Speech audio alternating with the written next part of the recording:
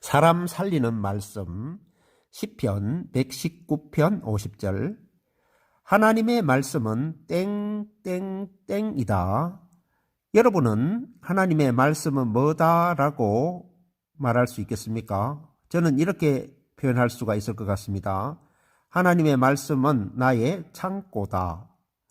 제가 왜 하나님의 말씀은 나의 창고다라고 하냐 하면요, 하나님의 창고에는 없는 것이 없잖아요. 하나님의 말씀 안에는 없는 것이 없잖아요. 저는 제 인생에서 제가 필요할 때마다 언제나 말씀의 창고를 통하여 공급받아 왔기 때문에 여기까지 온 것이라고 생각합니다. 하나님의 말씀, 이것은 성도가 이 땅 위에서 성공하는 인생을 살게 하는 확고한 키가 되는 것입니다. 오늘 다윗도 그렇게 고백하고 있고, 이 세상에 성공한 인생을 사는 분들이 동일하게 이것을 간증하고 있기 때문입니다. 다윗은 이렇게 고백하며 하나님을 찬양합니다. 이 말씀은 나의 곤란 중의 위로라. 주의 말씀이 나를 살리셨습니다. 다윗은 이렇게 고백합니다. 그 말씀이 곤란 중의 위로였다는 것이죠. 다윗은 자신이 죽을 수밖에 없는 수많은 상황 가운데서도 이렇게 살아있는 것은 하나님의 말씀, 곧 하나님의 위로가 있었기에 자신이 살 수 있었다고 그렇게 간증합니다. 위로자 되시며 피난처 되신 주님, 나의 영혼 온 맘 다해 주를 경배합니다. 주 행한 일 기뻐 노래하며 영원히 주님을 사랑하리라. 신실하신 주의 약속 나 받았네. 여러분, 주님의 말씀이 이렇게 우리의 위로가 된다면 우리가 말씀이 뭔가를 좀 알아야 하지 않겠습니까?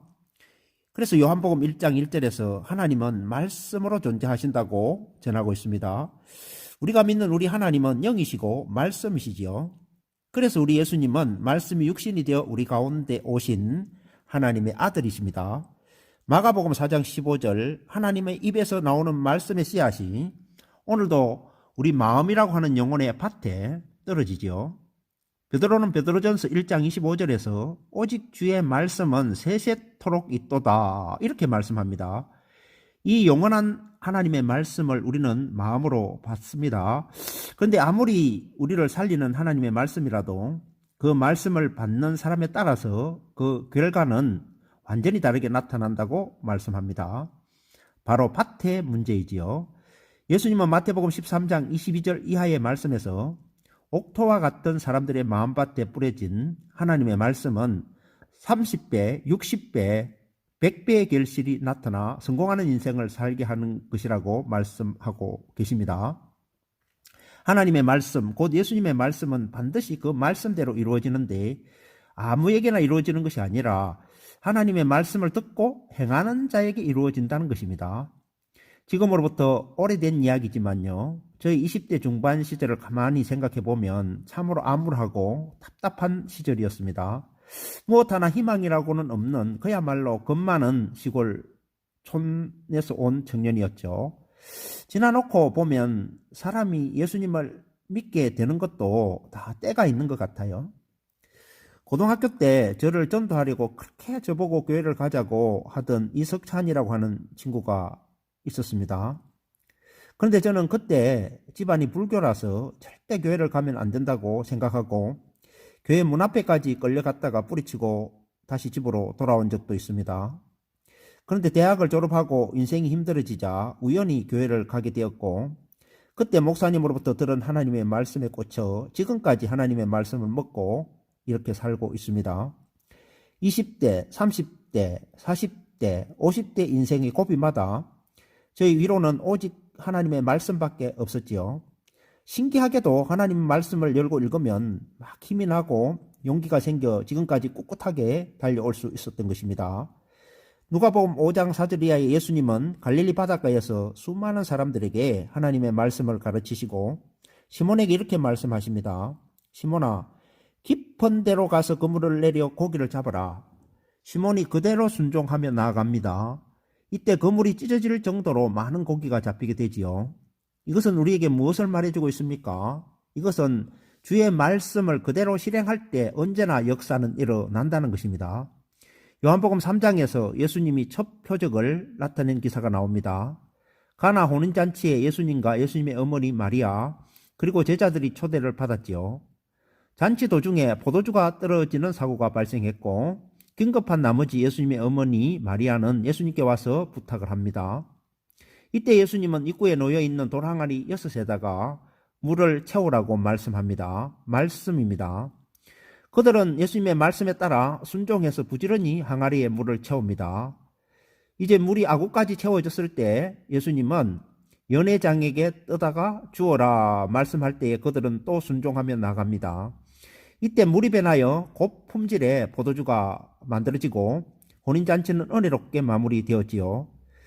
우리가 나아만의 기사를 읽어봅니다. 나아만 또한 많은 우여곡절 끝에 결국 하나님 말씀에 순종하여 한번 해보기로 결단하고 요단강으로 들어갔을 때 나병이 온전히 치료된 것입니다. 그래서 민수기 23장 19절에 발람도 이렇게 찬양합니다. 하나님은 인생이 아니시니 시건하지 않으시고 사람이 아니시니 후회가 없으시도다. 어찌 그 말씀하신 바를 행하지 않으시며 하신 말씀을 실행하지 않으시랴. 반드시 하나님 말씀대로 실행하신다는 것입니다.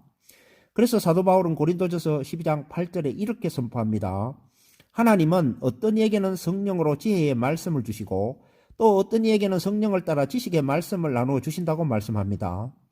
우리가 간절히 바라는 성령님도 하나님의 말씀을 사모할 때 부어집니다. 사도행전 10장 44절에 베드로가 이 말을 할 때 말씀을 들은 모든 자에게 성령이 내려왔다고 적고 있습니다. 이상으로 살펴본 바와 같이 다윗의 고백과 같이 하나님의 말씀은 내가 곤란을 당할 때 위로가 되시고 그 하나님의 말씀이 나를 살리는 말씀임이 분명하지요. 마지막으로 사도 요한도 요한일서 2장 5절에서 누구든지 하나님의 말씀을 지키는 자는 하나님의 사랑이 참으로 그 속에서 온전하게 되었나니 이로써 우리가 저 안에 있는 줄 아노라. 주님 안에 거한다고 하는 사람은 주님이 행하시는 대로 자기도 행하여야 한다고 말씀하고 있습니다. 자, 그럼 오늘 말씀의 결론이 무엇입니까? 그것은 하나님은 말씀으로 존재하시고 하나님이 하시는 말씀은 우리 마음밭에 떨어지며 그 말씀을 신뢰하며 말씀을 실행할 때 언제나 우리는 하나님의 축복 속에 성공적으로 이 땅을 살아갈 수가 있다는 것입니다. 말씀을 듣는 것도 중요하지만 말씀을 실행하며 살 때, 순종하며 살 때 어김없이 성공 인생을 사는 것을 우리는 깨닫습니다.